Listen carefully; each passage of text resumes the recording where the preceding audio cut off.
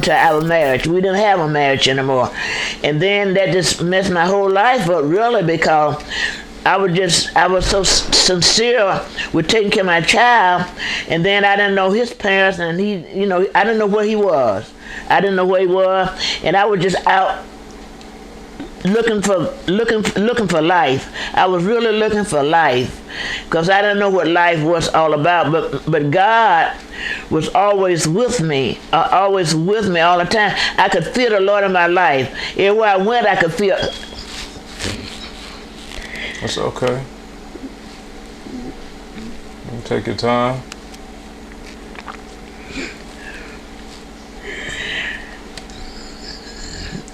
I could feel God in my life. And so, but I was really looking for him, and I would meet men or something like that in my life, but it was just something about me. I just love myself. I love myself so much. And then Tyrone, my son Tyrone, the baby that I had, I would live with his grandmother, and she was real nice, and she was a very clean lady. But she had problems to herself, I guess. I don't remember his mother. So that was Robert's mother? That was Robert's grandmother. Oh, his grandmother. Okay. And he never didn't know his mother. Robert's grandmother raised him, and Robert never had a real father in his life, but he had a stepfather in his life. So his stepfather was named Jones. His father was he was named after his stepfather, I guess. But anyway, so when I married, and then Robert, he was a hard-working young man. He worked he had cold and stuff on his back and up in these big old steps and all that kind of stuff. Somebody we just got married. But anyway, after we got married, I was so young at the time, but I know God was with me. I just know God was always with me for somehow. I just felt him, and like when I was going to school, and like now, I was like these people talking about when I was a child, I was going to school, but I would see these two men walking down the street, and it stayed in my mind all my life. And I know something was wrong with them, and I started to laugh. I started laughing at them, and they. Like I see gay people now, I know what it was then. But I was a kid, but I didn't know nothing about no gay people like now. I see it, but I was a kid then, and I started laughing at them, and when I started laughing at them, they got mad, and I was living on 531 Carlisle then, and they got mad and knocked on my mother's door, and told my mother, if you don't teach her something, we'll teach her, and I didn't know what it was all about, but I know it wasn't right. It's something that wasn't right, and I didn't. And now I'm looking at. I'm 90 years old now, and at that time God had showed me.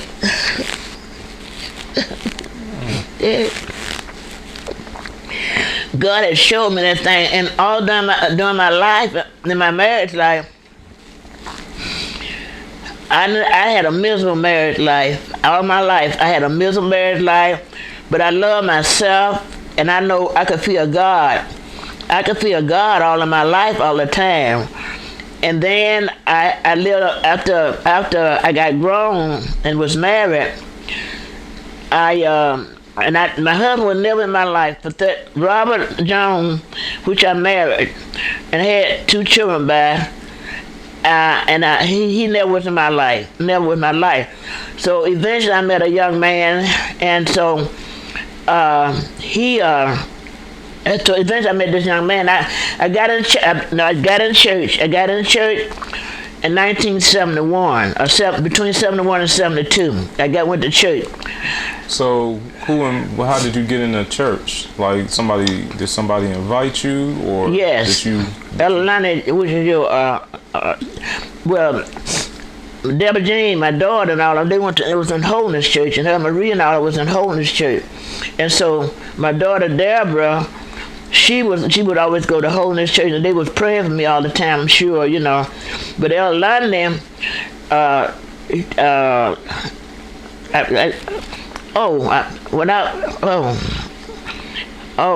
worked at Longview. Oh, thank you, Jesus. I worked at Longview for years. And I met Al Lundy. I didn't know it was him at the time, but I used to worked at Longview for about 5 years. And so I left Longview, and God was with me. I left Longview, and I was meeting young men in there. I worked in the cafeteria in Longview, and I seen this man in Longview, but I didn't know who he was at the time. But after I started working at Longview about 5 years, then Devin James met Lundy. He didn't want to witness to me. He witnessed to me, and I went to his church, and I stayed. I got saved. He didn't want to, witness to me, and I got saved in '72. In holiness too. In holiness, I got saved and filled with the Holy Ghost in 1972. And I joined the Revealed Holiness House of God. Revealed Holiness House of God. And so after that, and anyway, all this when I was married. I married in 1949. I married in 1949. And after that, God was just always with me, and I got in church. I joined church in 1972 in the Holiness Church. I was taught at Lundy, Solomon Lundy. I went to, I think he the one witnessed to me. I believe he was the one witness to me. And then I went to church, stayed in church, and all my life from 72 to now, from 72 to night, all my life I stayed in church. All my life I just stayed in church all the time. But a lot of other things in my life, going through my years in life, I work hard. I would do days work after I left Longview. I did domestic work all my life. And I would walk down the street and Reading, a lot of places, babysitting white kids and things like that, and they would be calling me nigger, you, like that.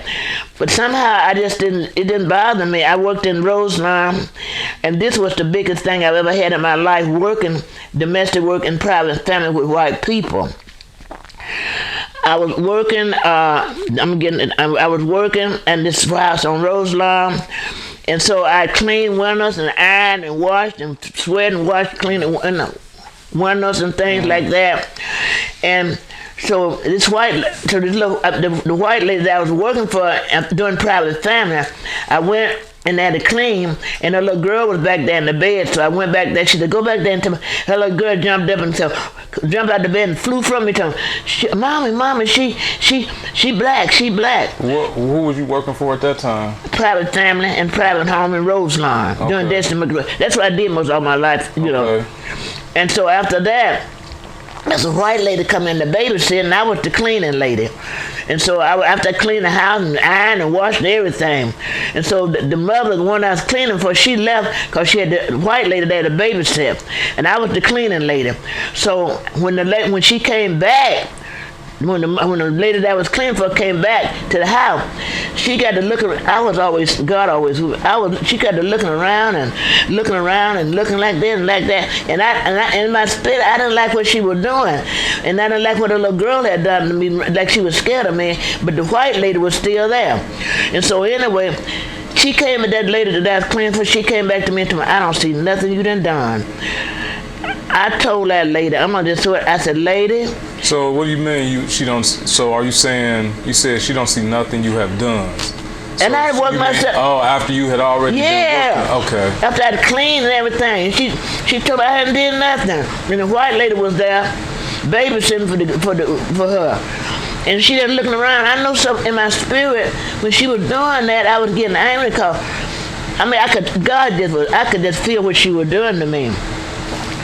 And I told her, I said, lady, I never get long as I live. I said, miss, if you don't pay my money, I'm going to beat you up. I'm going to whoop you. And so that white lady was sitting there, and I went to catch the bus. I didn't have no transportation. I had to catch the bus and come back home, go to work. I didn't have no car. I would catch the bus and go to work all the time. And so the white lady told me, she said, and she went and paid me after she seen I was getting mad with her. She just gave me my money, and I was about $7. $7 for cleaning the house at that time. That's all I got. $7. Washing windows, ironing, doing everything. $7. That's all I got. And we came home, and the white lady said, "Now," she said, "You gonna catch the bus?" I said, "Yes, ma'am." She said, "You don't have to catch the bus." She said, "I'll take you home." I was at 1256 Chambers Street in Lincoln Heights. And she said, "I'll take you home." And she brought me home. So that was a different lady that was working also there, but she was... Yeah, the white lady was there. She was babysitting. So she wasn't the owner, she was the babysitter. She was the babysitter, and I was the one working.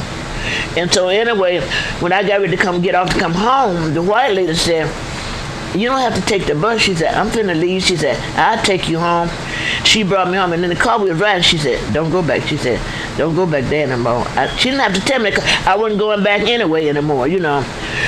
All my life, I did days work. So when Tyrone was about 3 years old, I was at work, and they called me and told me that he had got hit by a car. And so I told her, I got to go. I was looking around, and I was all over. I did janitorial work and everything. It's just a history of my life, really. It's domestic work. That's all I did. That's all I did all my life. Work, cleaning houses, janitorial work. But one thing I can say, I will say this, and I tell the world this: God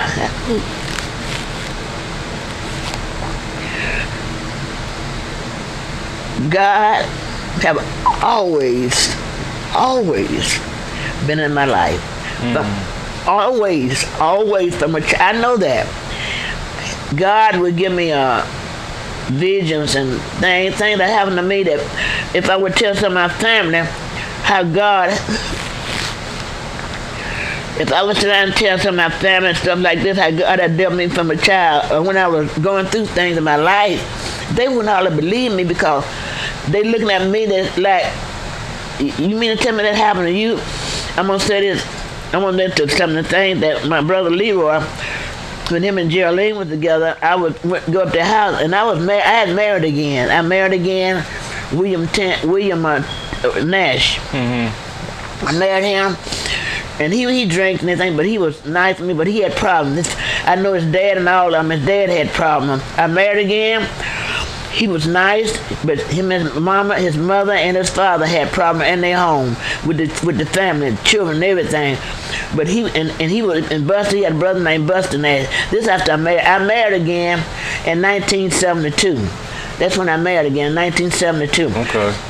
That's what I want to get to. I married again in 1972, and so that's when I went to get my divorce. From 1949 to 1972.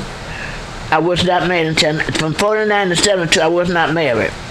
So then, after I got in church, I couldn't shack with nobody. I didn't want to do that, because God wouldn't allow me to do it, because I said, I got to get married again. So I married Gilbert Nash. I went to the courthouse to get my divorce, and the judge asked me, he said, "Why you wait so long before you got a divorce?" I said, "I don't know." And I didn't know. And then this is what I got after I got married again in 1972. I worked. He had problems, drinking problems, but he respected me. I didn't have no fight with him. I felt